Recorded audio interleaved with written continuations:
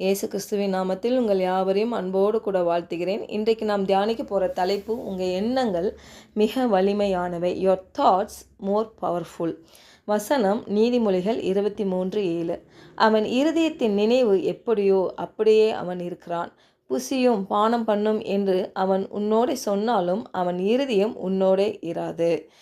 பாருங்க, இருதயத்தின் நினைவு எப்படி இருக்குதோ அப்படிதான் அந்த மனிதன் இருப்பான், அவன் வாழ்க்கை இருக்கும். இதுக்கு முந்தின வசனம் பார்த்தீங்கன்னா, வன்கண்ணனுடைய ஆகாரத்தை புசியாதே, அவனுடைய ருசியுள்ள பதார்த்தங்களை இச்சியாதே. அப்படின்னா அந்த வன்கண்ணனுடைய இருதயம் ஒன்று இருக்கும் உள்ள, ஆனால் வெளியே நீ இதை சாப்பிடு, இதை குடி அப்படின்னு சொல்லும். ஆனால் இருதயமும் அவனுக்கு அந்த கொடுக்குற இருதயம் இருக்காது. அப்படின்னா உள்ளே ஒன்று வச்சுக்கிட்டு வெளியே ஒன்று பேசுகிற ஒரு விஷயம். நான் ஒரு தலைப்பு பேசியிருப்பேன், தேவனை தேடுவதில் உங்கள் இருதயம் எப்படி இருக்கிறது. அப்போனா நம்ம இருதயம் நம்ம எப்படி இருக்குமோ அப்படி தான் நம்ம இருப்போம். அப்போ நம்ம தேவனை தேடும் பொழுது இருதயம் ரொம்ப முக்கியமான விஷயம் பாருங்கள். ஏன்னா இருதயம் நம்ம எண்ணங்களால் நிரப்பப்பட்டு இருக்கிறது. எரேமியா 29:13 பாருங்கள், உங்கள் முழு இருதயத்தோடும் என்னை தேடினீர்களானால் என்னை தேடுகையில் கண்டுபிடிப்பீர்கள். அப்போது நம்ம முழு இருதயத்தோடு நம்ம தேடும் பொழுது நம்மளுக்கு பாருங்கள் தேவன் பதில் கொடுக்குறவராக இருக்கிறார். பாருங்கள், ஒரு நாள் நான் சில காரியங்களை நினைத்து தேவன்கிட்ட கேட்டுட்ருக்கும் பொழுது தேவன் எனக்கு சொல்லி கொடுத்த ஒரு காரியம், இருதயம். நம்ம இருதயம் எப்படி இருக்குது அப்படி தான் நம்ம இருப்போன்றது வசனம் சொல்லுது. பாருங்கள், இந்த இருதயம் ஒன்று அரகன்ஸாக இருக்கும், இல்லாட்டி இக்னோரன்ஸாக இருக்கும். பாருங்கள், இந்த 2 விதத்தில் தான் இருக்கும். இந்த 2 விதத்தில் அரகன்ஸாக இருக்குன்னா அது ஆணவம். வேதத்தில் கூட நம்ம பார்க்குறோம்ல, இயேசுவை பின்பற்ற விரும்பிய ஒரு ஐஸ்வர்யவான் குறித்து நம்ம பார்க்கலாம். பாருங்கள், அவன் இருதயம் எப்படி இருந்துச்சு, அவன் நித்திய ஜீவனை அடைவதற்கு நான் என்ன செய்யணும் என்று கேட்குறான் இயேசு கிறிஸ்துட்ட. அதற்கு அவர் சொல்கிறாரு, கொலை செய்யாதிருப்பாயாக, விபச்சாரம் செய்யாதிருப்பாயாக, களவு செய்யாதிருப்பாயாக, பொய் சாட்சி சொல்லாதிருப்பாயாக, உன் தகப்பனை உன் தாயையும் கனம் பண்ணுவாயாக, இப்படின்னு சொல்லி உன்னிடத்தில் நீ அன்பு கூறுவது போல் பிறனிடத்தில் நீ அன்பு கூறுவாயாக, இப்படிலாம் சொல்கிறாரு. உடனே இவெல்லாம் அதுக்கு அவன் சொல்கிறான், நான் சிறு வயது முதல் இதெல்லாம் நான் கை கொண்டு இருக்கிறேனே, இன்னும் என்னிடத்துல என்ன குறைவு இருக்குது. அப்போ அந்த இருதயம் பாருங்கள் எப்படி இருக்குது, நான் எல்லாம் கரெக்டாக செய்கிறேன். என்றைக்குமே நம்ம கடவுளை தேடும் பொழுது நம்ம எல்லாம் நம்மளுக்கு தெரியும் அப்படின்ற ஒரு மனப்பான்மையில் நம்ம தேடணும்னா பாருங்கள், அது கரெக்டான அந்த இருதயமே கிடையாது. நம்ம கற்றுக்கொள்ளவே முடியாது, அவரை அறிந்து கொள்ளவே முடியாது.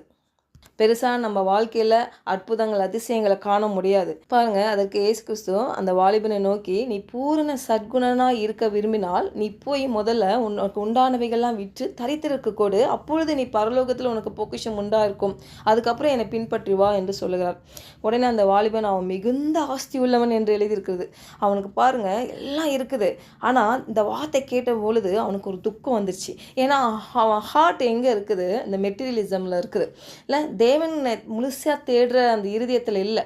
அடுத்தது பார்த்திங்கன்னா இக்னோரன்ஸ், அதான் அறியாமை.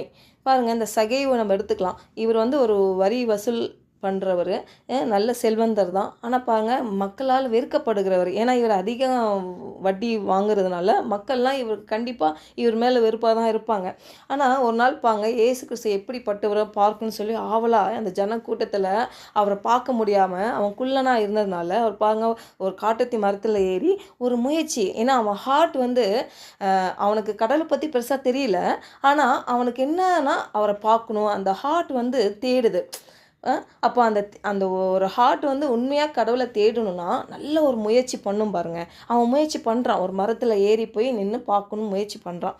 உடனே இயேசு கிறிஸ்து சொல்கிறார், இன்றைக்கு நான் உன் வீட்டில் தங்க வேண்டும் என்று சொல்லுகிறார். உடனே பாருங்கள், அவனுக்கு அவ்வளோ சந்தோஷம். இல்லை, அவனுக்கு தெரியும் நம்ம ஒரு பாவி, இந்த மக்களால் நம்ம வெறுக்கப்படுகிறவர், ஆனால் கர்த்தர் நம்மளை நேசிக்கிறாரே, அவர் அப்படிப்பட்ட ஒரு சந்தோஷம். இந்த இயேசு கிறிஸ்து ஒரு அற்புதமான ஒரு மனுஷன் என் வீட்டுக்கு வராரே அப்படின்னு சொல்லி ஒரு பயங்கர ஒரு சந்தோஷம். அந்த ஹார்ட் பாருங்கள் அப்படியே ரிசீவ் பண்ணுது கடவுளை. இல்லை, அப்போ அவன் சொல்கிறான் பாருங்களேன், என் ஆஸ்திகளை பாதியை ஏழைகளுக்கு கொடுக்குறேன். இல்லை, நான் யார்கிட்டையாவது எதையாவது நான் அநியாயமாக வாங்கினது உண்டானால் நாளத்தனையாக நான் திரும்ப தருகிறேன். பாருங்கள், இதுதான் ரட்சிப்பு, உண்மையான ரட்சிப்பு. பாருங்கள், அந்த இருதயம் உண்மையாகவே அந்த இயேசு கிறிஸ்துவை தேடணும், அவரை பார்க்கணும் அப்படின்னு அந்த தேடிச்சுப்பாங்க. அந்த இருதயத்தை கர்த்தர் பார்த்தாரு. அதனால தான் பாருங்களேன், அறியாமையில் இருக்கிறவங்களுக்கு கூட கர்த்தருடைய வார்த்தையை சொல்லி புரிய வச்சு கர்த்தர் அற்புதமாக அவங்கள நடத்திடுவாங்க. ஆனால் அந்த அரகன்ஸு, அதாவது அந்த ஹார்ட் வந்து கொஞ்சம் கூட கற்றுக்காதபடி அந்த ஹார்ட் வந்து எனக்கு எல்லாம் தெரியும், எனக்கு யார் என்ன சொல்கிறது அப்படின்ற ஒரு பிடிவாதம் குணத்தில் இருந்துச்சுன்னா இயேசு கிறிஸ்துவே ஒன்றும் செய்ய முடியாது. அதனால தான் பாருங்கள், நம்ம எண்ணங்கள் ரொம்ப மிக வலிமையானவை. நம்ம பண்ணுகிற ஜெபங்களை விட நம்ம எண்ணங்கள் மிக வல்லமை வாய்ந்தவை.